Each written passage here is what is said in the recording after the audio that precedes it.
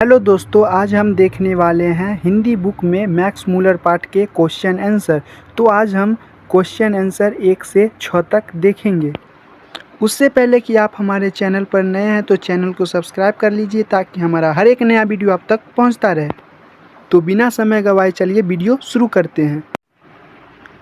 तो हमारा पहला क्वेश्चन है, समस्त भूमंडल में सर्वविध संपदा और प्राकृतिक सौंदर्य से परिपूर्ण देश भारत है। लेखक ने ऐसा क्यों कहा है? तो चलिए इसका आंसर देखते हैं।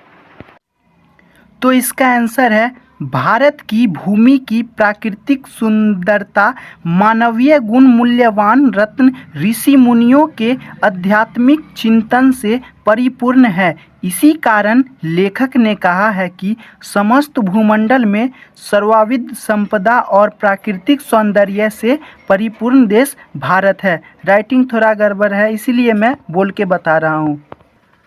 तो चलिए अब चलते हैं क्वेश्चन नंबर 2 पर। तो हमारा क्वेश्चन नंबर 2 है, लेखक की दृष्टि में सच्चे भारत के दर्शन कहाँ हो सकते हैं और क्यों? तो चलिए इसका भी आंसर देखते हैं। इसका भी आंसर मैं शॉर्ट में ही बताऊंगा। लेखक के दृष्टि में सच्चे भारत का दर्शन गांवों में हो सकते हैं, क्योंकि भारत की सारी परंपरा और संस्कृति का विस्तार के पीछे गांवों की कृषि और ऋषियों का ज्ञान है। अब क्वेश्चन नंबर 3 पर चलते हैं। अब हमारा क्वेश्चन नंबर 3 है, भारत को पहचान सकने वाली दृष्टि की आवश्यकता किनके लिए वांछनीय है और क्यों? तो चलिए इसका भी आंसर बहुत छोटा में ही मैं बताता हूँ। इसका आंसर का थोड़ा राइटिंग नहीं समझ में आ रहा होगा तो मैं बोल रहा हूँ, एडजस्ट कर लीजिएगा।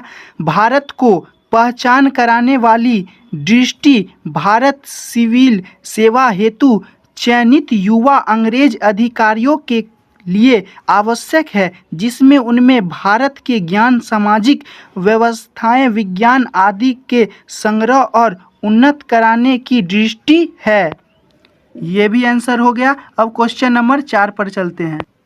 अब क्वेश्चन नंबर 4 है, लेखन के किन विषयों क्षेत्रों में अभिरुचि रखने वाले के लिए भारत का प्रत्यक्ष ज्ञान आवश्यक बताया है? तो इसका भी आंसर छोटा ही है, चलिए देखते हैं इसका भी आंसर। तो 4 का आंसर है, लेखक उच्च शिक्षा, संसद में प्रतिनिधित्व, कानून बनाने तथा कानूनी मसले सीखने की अभिरुचि रखने वालों के लिए भारत को एक बड़ा प्रयोगशाला मानते हैं। तो ये भी क्वेश्चन हो गया। मैं छोटा छोटा आंसर इसलिए बता रहा हूँ ताकि आपको जल्दी समझ आ जाए और आसानी से याद हो जाए। तो चलिए अगला प्रश्न क्वेश्चन नंबर 5 देखते हैं। तो हमारा क्वेश्चन नंबर 5 है, लेखक ने वारेन हेस्टिंग्स से संबंधित किस दुर्भाग्यपूर्ण दुर्घटना का हवाला दिया है और क्यों? तो इसका भी आंसर बता रहे हैं। तो क्वेश्चन नंबर 5 का आंसर है, वारेन हेस्टिंग वाराणसी के पास 1929 में दारिस नामक सोने के सिक्कों से भरा निकेश उसका ऐतिहासिक महत्व नहीं समझ पाए और उन मुद्राओं को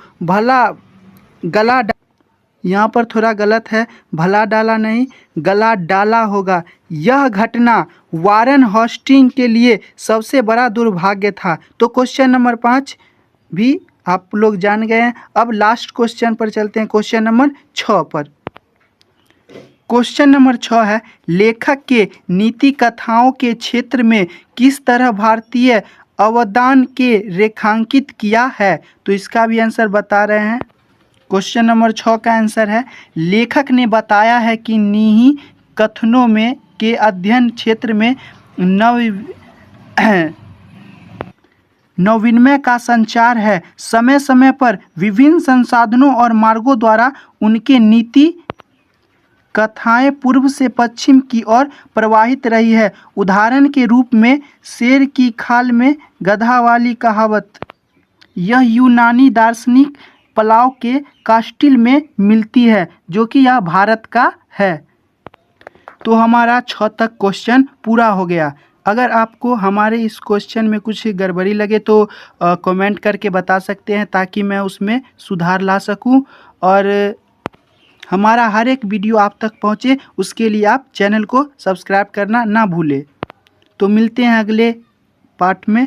क्वेश्चन नंबर 7 से लेकर 15 तक पूरा बताएंगे।